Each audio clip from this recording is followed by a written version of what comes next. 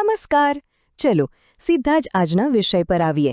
આજે આપણે વાત કરીશું એક ખૂબ જ મહત્વપૂર્ણ નવા ટેક્સ નિયમ વિશે, કલમ 194T.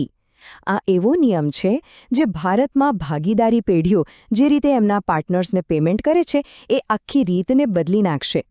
તો જો કોઈ પાર્ટનરશિપ ફર્મમાં પાર્ટનરને પેમેન્ટ કરવામાં આવી રહ્યું હોય તો હવે ખાસ ધ્યાન આપવાની જરૂર છે, કેમ કે 1 એપ્રિલ 2025થી એક નવો નિયમ લાગુ થઈ રહ્યો છે જેનું નામ છે કલમ 194T. આ નિયમ હેઠળ ભાગીદારી પેઢીઓ અને LLPs માટે ટેક્સ કાપવો એટલે કે TDS કરવો ફરજિયાત બની જશે. અને હા, આ કોઈ નાનો સૂનો ફેરફાર નથી. અત્યાર સુધી શું થતું હતું? અત્યાર સુધી આખું ચિત્ર જ અલગ હતું. જેમ કોઈ કંપની એના કર્મચારીને પગાર આપે તો TDS કાપે, એવો કોઈ ચોક્કસ નિયમ પાર્ટનરને થતા પેમેન્ટ માટે હતો જ નહીં.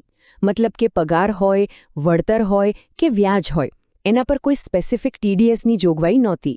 અને આના કારણે ટેક્સ સિસ્ટમમાં એક મોટો ગેપ રહી જતો હતો.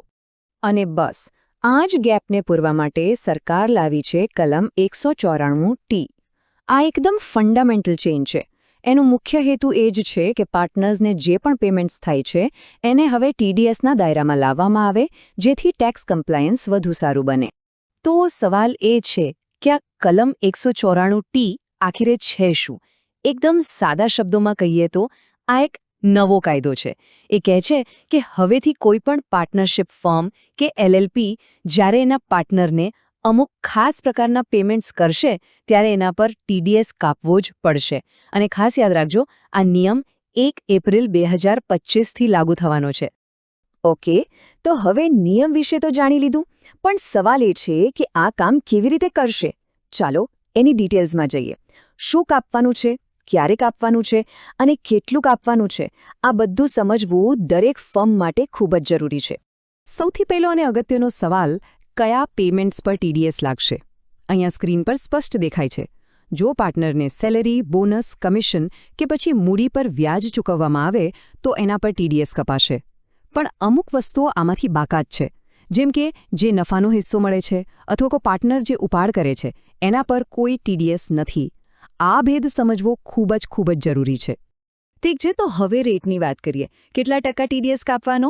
તો જુઓ, સામાન્ય દર છે 10%. પણ અહીંયા એક મોટો કેચ છે. જો પાર્ટનરનો પેન કે આધાર નંબર ફર્મ પાસે ન હોય તો આ દર સીધો જ ડબલ થઈ જશે, એટલે કે પૂરા 20%. તો આ વાતનું ખાસ ધ્યાન રાખવું પડશે. તો શું દરેક રૂપિયા પર TDS કાપવો પડશે? ના, એવું નથી. સરકારે એક લિમિટ રાખી છે. આ નિયમ ત્યારે જ લાગુ પડશે જ્યારે એક જ પાર્ટનરને એક નાણાકીય વર્ષમાં થતા બધા જ કવર્ડ પેમેન્ટ્સનું ટોટલ 20,000 રૂપિયાથી વધી જાય. એનાથી ઓછું હોય તો ચિંતા નથી. અને અહીંયા એક સૌથી મહત્વની વાત આવે છે જે સમજવી ખૂબ જ જરૂરી છે. ધારો કે લિમિટ 20,000ની છે અને પેમેન્ટ 20,001 રૂપિયા થયું, તો TDS ખાલી વધારાના 1 રૂપિયા પર નહીં કપાય. ના, TDS આખી રકમ પર, એટલે કે પૂરા 20,001 રૂપિયા પર કપાશે. આ નાનકડી ભૂલ બહુ મોંઘી પડી શકે છે, એટલે આ પોઈન્ટને બરાબર નોટ કરી લેજો. ચાલો આ બધી થિયરીને બાજુ પર મૂકીએ અને એક સિમ્પલ ઉદાહરણથી સમજીએ. એનાથી આખો કોન્સેપ્ટ એકદમ ક્લિયર થઈ જશે. ધારો કે એક ફર્મ છે ABC એન્ડ કંપની. એમના એક પાર્ટનર છે રિયા. હવે આ ફર્મ રિયાને આખા નાણાકીય વર્ષ દરમિયાન ટોટલ 3 લાખ રૂપિયાનું વળતર ચૂકવે છે. હવે આ રકમ આપણી 20,000ની લિમિટ કરતાં તો ઘણી જ વધારે છે, બરાબર? તો રકમ 20,000થી વધારે છે અને આપણે માની લઈએ કે રિયાનો પેન નંબર ફર્મ પાસે છે. તો TDSનો રેટ કેટલો લાગશે? સિમ્પલ, 10%. તો કેલ્ક્યુલેશન શું થશે? ફર્મ જે છે એ 3 લાખ રૂપિયાના 10%, એટલે કે 30,000 રૂપિયા TDS તરીકે કાપી લેશે અને સરકારમાં જમા કરાવશે. આનો મતલબ એ થયો કે રિયાના હાથમાં આવશે 2,70,000 રૂપિયા. અને પછીથી જ્યારે રિયા પોતાનું ઇન્કમ ટેક્સ રિટર્ન ફાઇલ કરશે ત્યારે આ 30,000 રૂપિયાની ક્રેડિટ ક્લેમ કરી શકશે. ઓકે, અત્યાર સુધી બધું બરાબર છે. પણ સૌથી મોટો સવાલ એ છે કે જો કોઈ ફર્મ આ નિયમનું પાલન ન કરે તો? જો TDS કાપવાનું ભૂલી જાય તો શું થશે? આ જાણવું ખૂબ જ ક્રિટિકલ છે, કારણ કે એના પરિણામો બહુ ગંભીર હોઈ શકે છે. તો જુઓ, સૌથી મોટું અને સીધું પરિણામ છે ખર્ચની ના મંજૂરી અથવા એક્સપેન્સ ડિસઅલાવન્સ. આનો મતલબ શું? જો ફર્મે ટીડીએસ ન કાપ્યો તો પાર્ટનરને જે પણ રકમ ચૂકવી છે, ભલે સેલરી હોય કે વ્યાજ, એને ઇન્કમ ટેક્સ ડિપાર્ટમેન્ટ ખર્ચ તરીકે ગણશે જ નહીં. આ એક ડોમિનો ઇફેક્ટ જેવું છે. સ્ટેપ 1, ટીડીએસ કાપવામાં ભૂલ થઈ. સ્ટેપ 2, એ ખર્ચ નામંજૂર થઈ ગયો. સ્ટેપ 3, ખર્ચ નામંજૂર થવાથી ફર્મનો પ્રોફિટ એટલે કે કરપાત્ર આવક કાગળ પર વધી ગઈ. અને સ્ટેપ 4, આવક વધી તો ફર્મે વધારે ટેક્સ ભરવો પડ્યો. મતલબ કે એક નાની ભૂલ સીધી ફર્મના ખિસ્સા પર મોટી અસર કરે છે.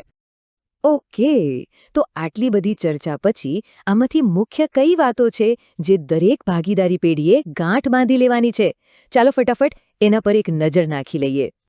સૌથી પહેલું, તારીખ યાદ રાખો, 1 એપ્રિલ 2025. આ દિવસથી જો પાર્ટનરને વર્ષમાં 20,000થી વધુનું પેમેન્ટ થાય તો 10% ટીડીએસ કાપવો પડશે. બીજું, આ નિયમ પગાર, વ્યાજ, બોનસ, કમિશન પર લાગુ છે, પ્રોફિટના શેર પર નહીં. ત્રીજું, ટીડીએસ સમયસર જમા કરાવવો ખૂબ જ જરૂરી છે, નહીંતર દંડ અને ખર્ચ નામંજૂર થવાનું જોખમ છે. અને છેલ્લે અને સૌથી અગત્યનું, અત્યારથી જ પોતાની અકાઉન્ટિંગ સિસ્ટમને ચેક કરીને અપડેટ કરી લો. અને હવે એક સવાલ જે દરેક પેઢીએ પોતાની જાતને પૂછવાનો છે: શું ફર્મની અકાઉન્ટિંગ સિસ્ટમ આ મોટા ફેરફાર માટે તૈયાર છે? કારણ કે આ કોઈ નાનો નિયમ નથી અને એની તૈયારી માટે રાહ જોવાય એમ નથી. આ જ સાચો સમય છે પોતાની સિસ્ટમ્સ અને પ્રોસેસને રિવ્યૂ કરવાનો.